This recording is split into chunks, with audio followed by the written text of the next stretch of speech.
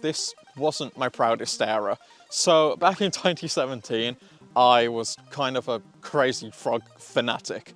I'm not sure why. He's not particularly wild or even really an amphibian, so he was lying to me out the gates, basically. He has a few games: Crazy Frog Racer, Arcade Racer, Racer 2. Two of those are interchangeable. It's really weird. It's absolutely messed up that this Donny has any games at all, to be honest. But yes, way back in the day, I thought these are probably worth playing, and as a little bonus story actually, there's a shop in the UK, well, was a shop called Game Station, and at some point when the PS2 was on its way out, they would often sell cheaper, lower quality licensed games for 99 pennies each, roughly 70-80 cents.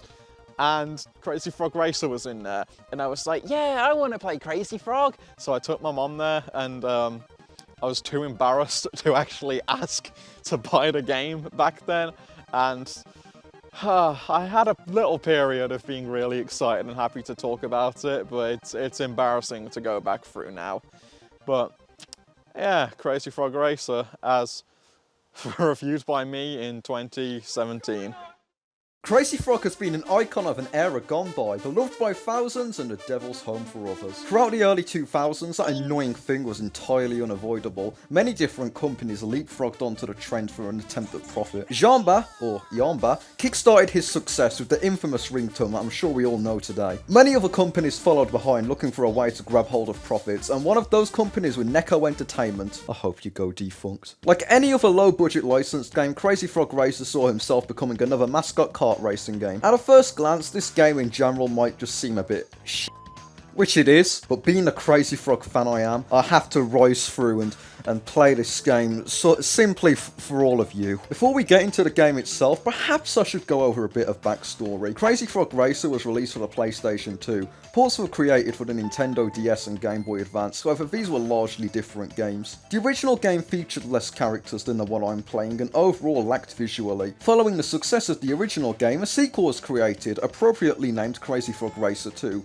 However, at some point this game was re-released as Crazy Frog Arcade Racer. Outside of a name change, there doesn't seem to be any changes in the game itself though. However, overall in terms of the content, there's a healthy expansion from the first game. Crazy Frog Arcade Racer greets you with a splendid variety of characters building on the first game. You've got all your favourite staple characters such as the Annoying Thing, Drone, Boss Drone, and MC Death. Most of these characters are ported from the first game, although the new additions are a welcome feature. Although most characters are original creations for the Crazy Frog Racing universe. Only 5 actually originate from the Crazy Frog music videos, 2 of which are variants of Crazy Frog himself. Most of these new characters feel out of place in the Crazy Frog world though, to be honest. Although credit where it's due, the Annoying Drone has a really clever design which fits in perfectly. The tracks themselves are all loosely based on the original Crazy Frog music videos. The game features 4 cups with 3 tracks each. Every cup itself has the same general theme throughout every track. The first cup manages to keep the locations to those seen in the We Are the Champions music video. However, other cups do stray away from the source material. To the game's credit, the newly designed locations look and feel like a part of the Crazy Frog world. However, as racetracks, they're all pretty poor. The camera seems to be in more or less the same fixed position the entire time, often obstructing the player's view of the tracks, making it nearly impossible to properly predict the road ahead and react to it. You could try using the minimap, but all the icons are misaligned. As mentioned, the player has no real influence over the camera's control, yet the exact opposite can be said about the general controls in a really backhanded way. The controls of the game are simple. The player can go either backwards or forwards, and there's even a button to press the horn. Ding. Drifting,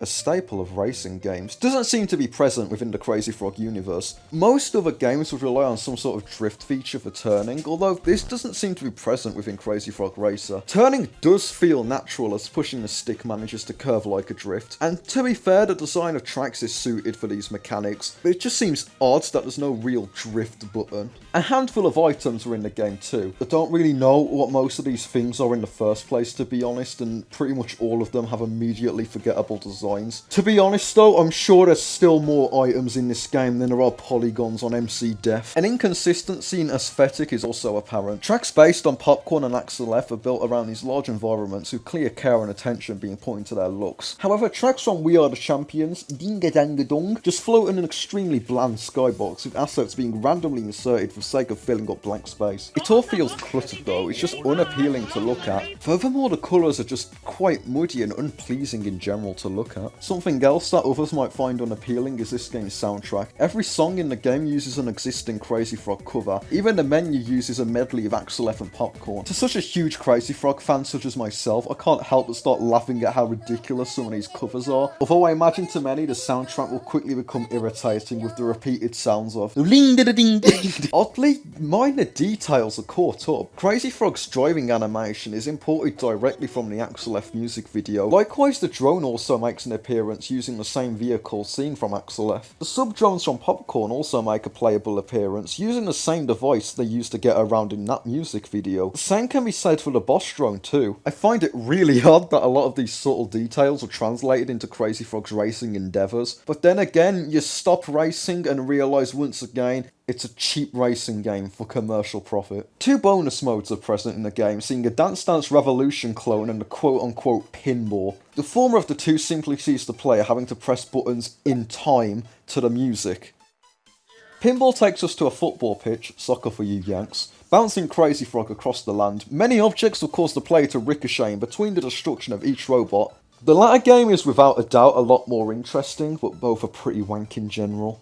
The disc also contains animated classics like Axel F and Popcorn. I'd like to comment further, but you know, copyright in it. And that's the Crazy Frog Racer package. The Crazy Frog Racing series was just another attempt to get a licensed racer out there. Most of the game was just a mess. The execution in many regards was quite frankly abysmal. Yet so many subtle details that made it into the game are greatly appreciated by an avid fan such as myself. Our utopian Crazy Frog era may be long gone. Many have already forgotten him and others will forever know him as the annoying thing. But his music is something I will personally cherish forever. This game, though, I think it's one that should stick with MC Def.